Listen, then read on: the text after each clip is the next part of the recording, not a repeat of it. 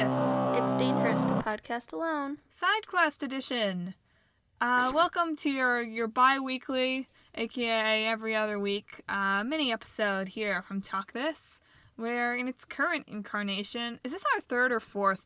It's our third version of the side quest, right? Maybe it's the fourth. Well, we used to do the minute at a time thing. Yeah, and then we did debates. And then didn't we do something? Maybe not. Maybe this is the third. I think we talked about other potential ones. I'm Emma. Oh, and I'm Madelyn. That was so rude of me. I should have introduced myself right away. Yeah. And yeah, welcome to the side quest, where we chat for, shorter than a full-length episode, somewhere between 15 and 20 minutes, about what we've been playing these past 2 weeks. So you get to get a little peek into what our gaming lives look like when we're not chatting about our old and new game every other week. Yep. So, Emma, have you been playing anything interesting these past 14 days? Well, most recently I've been playing a lot of Splatoon 2, but I feel like I should save most of my thoughts on that since we're talking about that next week on our full episode. It is a great piece of synergy there. Yeah. It's really fun. I'll say that much. Also really frustrating sometimes, but mostly really fun. But then I also finished my journey through Persona 3 Portable, which, it was... Destroyed you. A little bit. So, skip ahead maybe 2 or 3 minutes. If you want to avoid spoilers, although this game is really old and, if you're like me, you probably already know a little bit. But I went into this game knowing only a couple of things. One, that it was the first game by the director that did 3, 4, and 5. Number 2, that at some point a dog joined your party. And number 3, and this is the spoiler, that the protagonist dies at the end of the game. No regard for spoiling me, but continue. Yeah, well, Mal doesn't care. Mal's never going to play this game. It's okay, but I knew that going in. I'm going to continue to spoil it for you. But you go into this last boss battle. The first time I did it, I got 45 minutes in and then died and had to start over. And then the second time I did it took about an hour and a half. And then at the very end, your protagonist gets this skill, and it uses up all of her hit points, right? And in Persona, this is a tip for you, by the way, if your protagonist dies, they actually die. They don't get knocked out. The rest of your party members get knocked out, and you can revive them, but your protagonist just dies and the game ends, right? So, okay, good to know. She uses all her hit points, and I thought, oh, okay, there's this climactic moment, there's the earned cheesiness, this is the point where she dies. By the way, I played as the female protagonist. And then she doesn't die at that point. She, continues through daily life, seeing, you saved the world. You get to see the world that you saved. All these, D stories of, people around town that I'd gotten invested in. I got to see sort of how they concluded. See the people in the world and appreciate it one last time. And then you get to spring, which your antagonist had told you would never see. And you go up to the rooftop because you made a promise with all your friends to meet up at the rooftop. And then you lay down, you're waiting for your friends, it's spring, you're with somebody that loves you, and then you die. And then the game ends. Wait, what? Because basically what happens is, the final boss is sort of tied to you in that you brought it into the world. And so in defeating it, you also sort of, gained some time. It allowed you some time, but in the end you did have to die. But it lets you actually see the fruits of labor. What? What a traumatic experience for your partner hanging out with you there, though. Yeah, it's really sad. 'Cause it's there's a robot in the game. Says it's all about death and how you live, and that death is inevitable, and if you're a living thing, inevitably you will end. And she finishes telling you, that her purpose, she's found a purpose in living, in that it's protecting you, and then you die. Oh. Yeah. This is a dark... This is like already the darkest episode of Tactus. But the thing is, it's like happy sad. I don't know, because it's very a peaceful ending moment. You've fulfilled your purpose in life, and you get to die happily, as opposed to in the middle of a world-ending battle and not knowing what happens afterward. You know? I suppose so. And then the song that plays is like it's in a minor key, but it's also super, super like upbeat, like fast tempo. So it's sort of like that feeling, with like that weird dichotomy of it's like really happy and really sad. Remind me, do I have a what? Remind me, do you have a blog up about this? No. Will you have a blog up about this? Not about the ending, no. There's already a ton of great think pieces out there about the ending. I'm thinking about writing a blog about why I think the female protagonist creates a better story in most ways. And a lot of that is due to the fact that Persona 3 Portable came out after Persona 4, and they had learned a lot of lessons from Persona 3 and Persona 4. So, like, they do things like you can bond with all your party members as opposed to just the female ones, you know? That's good. Which, like, means a little bit more when they're going through their own, like, troubles of, like, people around them dying and having to deal with that. Because I feel like when you're playing as the male, like, yeah, you sort of care about Junpei, but you haven't, like, become best friends with Junpei like you do in the female protagonist route, who's, like, one of your party members. And then something really traumatic happens in November, and you sort of care, but at the same time, it's like, do you care? It doesn't help that, like, the Persona 3 protagonist is written with absolutely zero personality. Like, Persona 4 and 5, like, they don't have much personality, but that you can sense a little bit of, like, they're written this way. You know? Like the Persona 5 protagonist is a little bit of a troll and is written that way, I feel like. But the Persona 3 protagonist, among the fandom, is called Dora-kun, because he just has the personality of a door. So it's like you can either play him as entirely uncaring or as a bit of a jerk. Whereas the female protagonist plays as, like, caring and sort of peppy. Just emotional in general. So then really what you're saying then is it's not so much that necessarily being a female or being a woman or whatever impacts the story. It's just the way that it's been written differently for the characters. Yeah, I think it's that. Although there's, like, it's not like, I said this in my 10 thoughts in 10 hours, but it's not like they just change the he to she's and are done with it. There's, like, at the beginning, Junpei, who's one of your early party members, is sort of insecure. And it's like this in both routes, about not being in charge of the group a little bit. But in the female one, it's, like, a little bit more of an issue, because it's like, well, is he insecure just because he wants to be the leader, or because he's uncomfortable with the fact that it's a female is the leader? And they actually do address that, as opposed to, like, they don't just ignore that connotation whatsoever. That's so interesting. Yeah, I find the differences really interesting.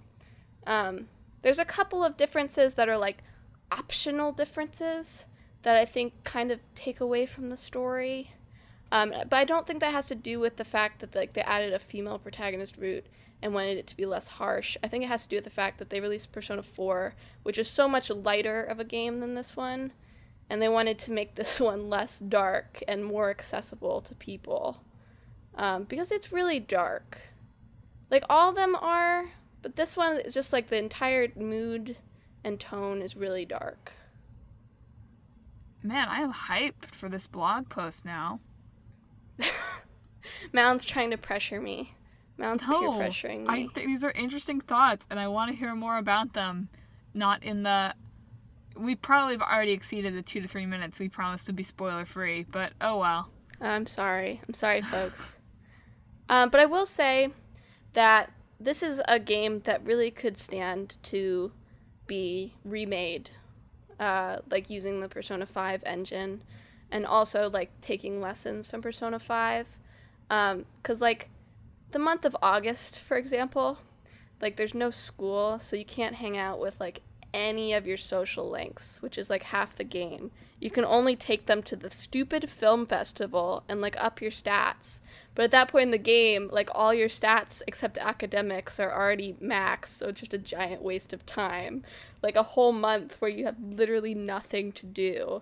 Whereas it'd be so easy just to have them like be in different places and you can still hang out with them, excluding of course the ones that are tied to like school clubs.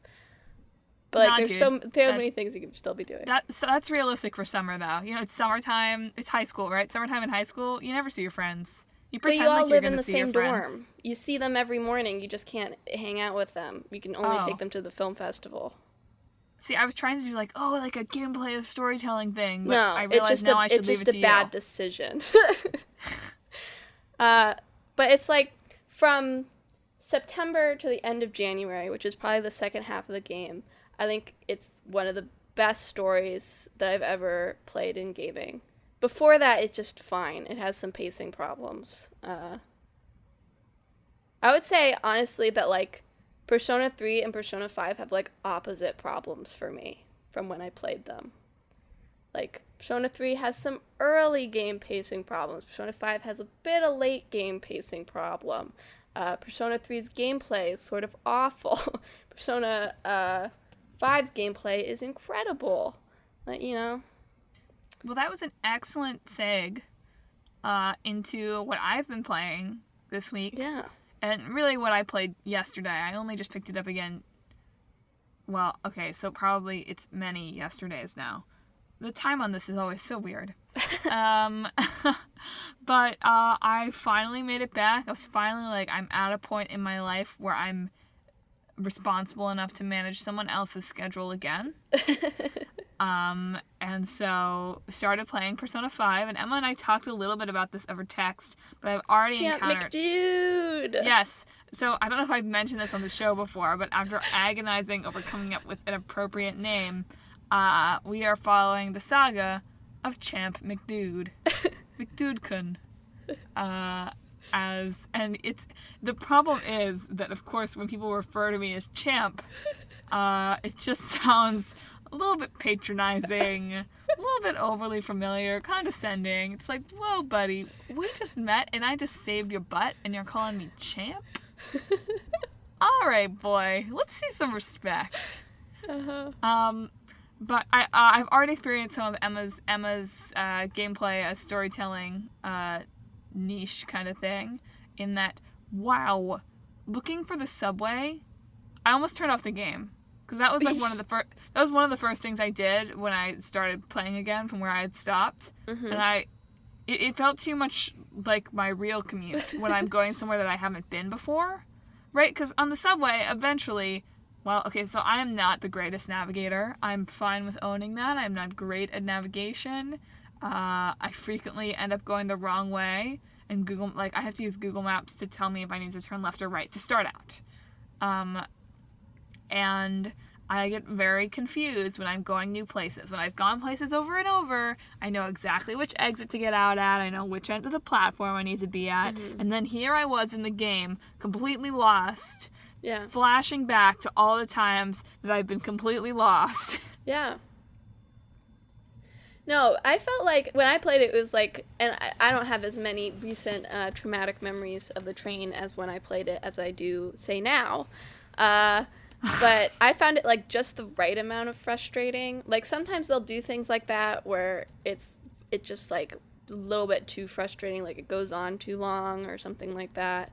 But I think like it's really important because like it sort of establishes just how much of a hassle it is for him to get to school every day for this protagonist, especially since he comes from like the countryside and now he's living in like Tokyo. The busiest part of Tokyo. And that like helps you like understand just sort of like how overwhelmed he's feeling a little bit about this new situation that the protagonist has found himself in. So I have a question for you. Yeah. Does that little loading screen thing that says take your time, does that mean it doesn't matter how much time I spend in an area? Yeah, that's not real time. As soon as you take an action, time passes. If that makes sense. I can run around the same area for as long as I want and time won't pass. Yeah. Oh my gosh.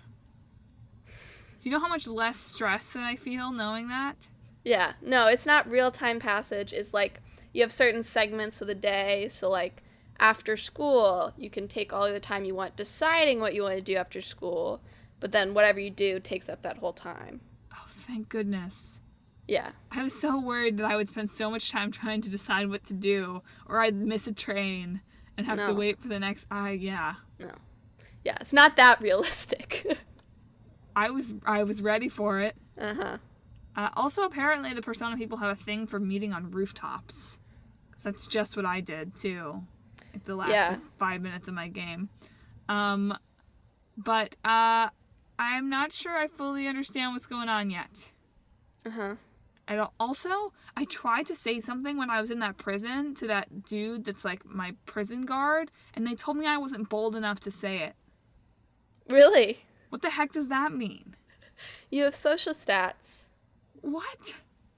You have to up your social stats to be able to take certain actions. So how? So like you have guts, you have yeah, that's what it was. Kindness, I didn't have enough charm, guts. Proficiency, and knowledge.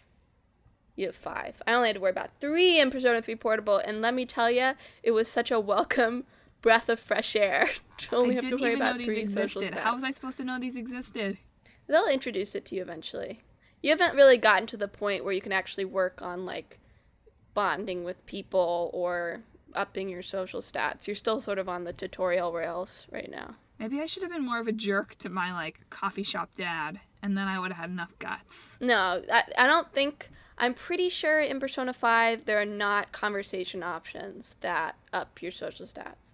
There were in Persona 4, but I'm pretty sure in Persona 5 it's just the actions you take. This game is stressful, dude.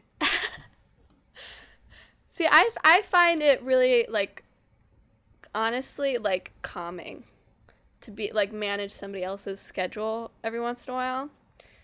And in Persona 3, there's, like, less to do than in Persona 5, for instance. So I actually maxed out, so if you're not sure what we're talking about, in Persona there are these things, you haven't been introduced to them yet, but there's social links or confidants, which essentially means, like, you bond with people, and then they give you like, gameplay benefits by bonding with them, plus, like, you know, you get to know the character more.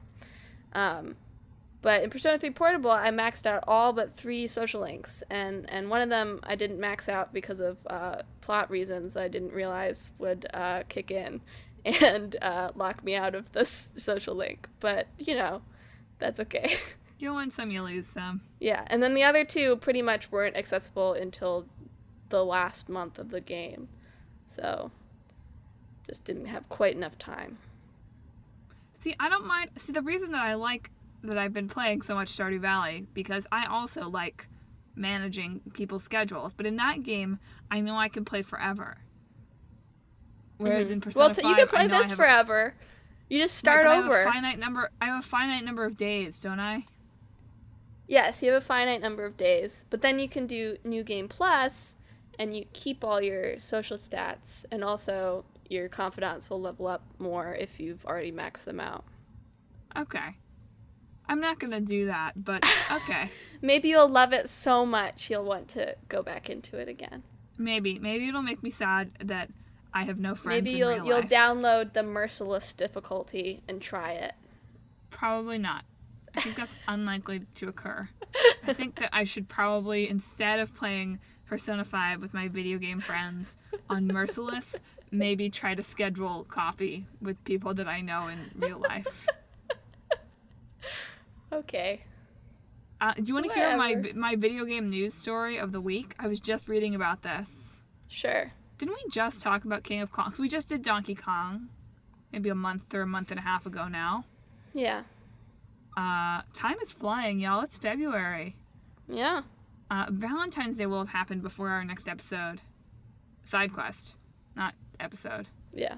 Anyway, what I was going to was, So the movie that we discussed about Donkey Kong players trying to pursue a high score, The King of Kong, well, there was just a development. So the guy that is sort of set up as the villain in that movie, his top score, which put him at 12th in the world, looks like it's going to be thrown out. Oh, wow. Because I think this stuff is fascinating. Because, so in order to have a real high score, you either have to have played on like an actual arcade, like original arcade game, or you can play it on an emulator. The most common one is MAME. I don't remember exactly what that stands for right now. You can play it on an emulator as long as you live stream it, or as long as you have enough witnesses who are going to witness it. But it seems like, so somebody analyzed it frame by frame. And so on the original Donkey Kong, the screen loads from left to right. But in this emulator, it loads like pieces at a time. Like it'll load the vertical ones and then the horizontal ones all together. And so analyzing that screen by screen grab in his like video that he posted of it, it looks like he played on an emulator, which like is sort of fine because it plays the same, except that it's really easy to edit your feed to go back and retry and do better than you would be able to do in one real single shot. Yeah. Who's I guess there's probably someone whose literal job it is to review high scores, huh? Or is it just people on the internet with like way too much time in their hands and like with the dream of ruining other people's dreams? I think it's mostly, in this case, it's that. Oh my gosh. There are websites that are kind of dedicated to compiling these scores. It's like Virtual Peaks, or it's bad that I can't remember the name of this website right now, but I'll post about it on our social media. That compiles this. And so they have like an open kind of complaints system for people that think someone cheated. So they also just threw out, in the past week or so, like a high score that had stood on some racing game for like 30 years because it's literally impossible. Like I saw that one. Right? Isn't that crazy? That's crazy. That the guy got away with it for like 30, 35 years. Yeah. Just because someone at Activision was like, oh yeah, he did it. Yeah. I mean, it's crazy to me both that people would like strive to get these high scores, whether or not they're cheating. Like, the fact that they cheat is almost more, like, unbelievable to me than just, like, trying to do it. But also the people who, like, go through and review all the high scores and try to figure out if it's possible. Like, I guess it's a hobby, you know, if you want to. But it's also just, like, crazy to me. I think it's got to be an outlet for people who really like to code or like to build video games. Because I feel the same way about extreme speedrunners, right? Like, I could never do that, especially down to the level of detail of these people. Yeah. But I find it fascinating. And people that exploit the code in that way and exploit whatever they can find, you know, whether it's finding glitches or whether it's doing it clean. But I have to think it's got to be a hobby kind of thing, not something, I have to hope it's not something petty and vindictive and I want to destroy people. But also this guy, I mean, there's a reason in King of Kong, which of course sets up its own narratives, but this plays into it very nicely, right? This guy who is sort of depicted in the movie as cutting corners and doing everything he can to get that high score, who it turns out is probably a cheater. Or rather, I don't want to say that. We can't know if he's a cheater. Yeah. And he still has a really high score. He still has a score of like 990,000 or something, as opposed to his like 1,024,000. But it does drop him down to like 47th instead of 12th. Jeez.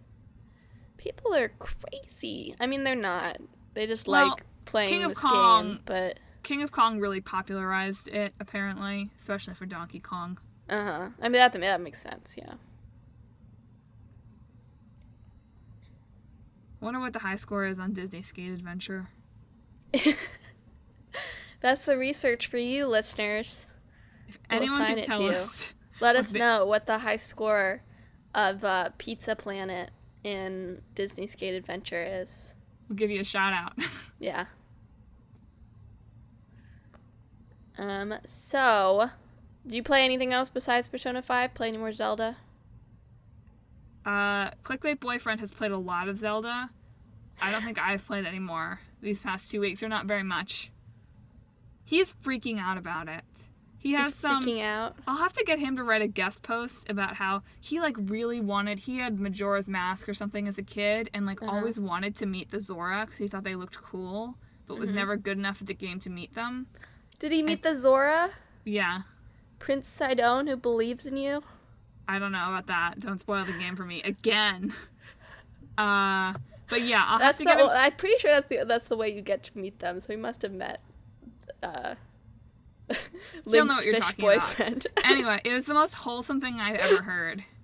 Is he was like, "Oh, I get to meet them. I'm in the Water Kingdom. Like, this is the best game ever." Yeah. Anyway, on that wholesome note, you should Very follow wholesome. our frequently wholesome social media.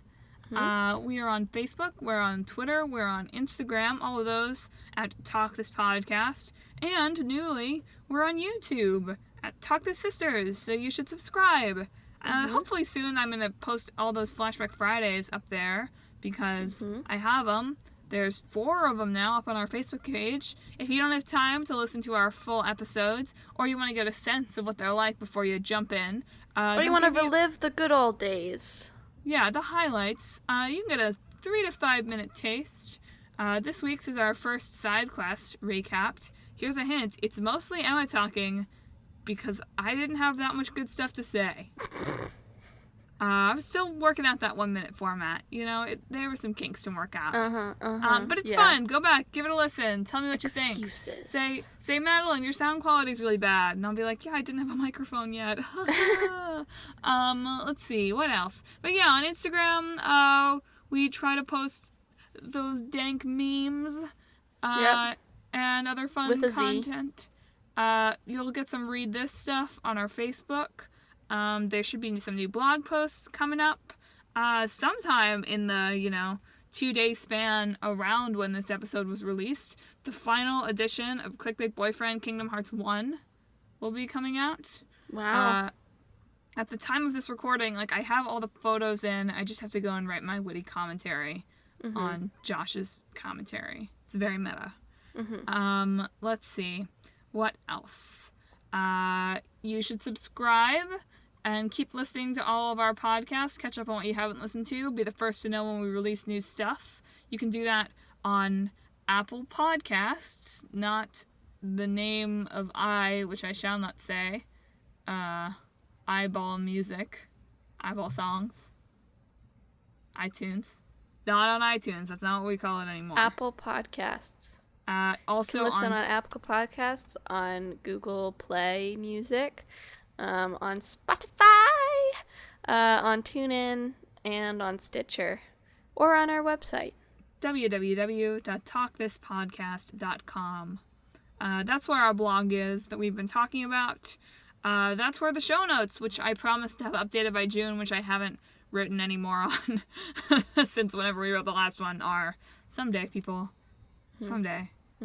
And yeah, that's our show. If you liked it, come back again next week when Emma, we talk about Splatoon 2 and Team Buddies. Yes, how did I forget Team Buddies? I know, I was waiting for you to jump in on that. I can't believe you forgot about Team Buddies. Did Team Buddies even exist? I'm worried that I said this last week too, I think, but I'm worried. I'm pretty sure it was a real game. Probably 80% sure. All right, folks. With that to look forward to, how could you do anything but have just a splendid week?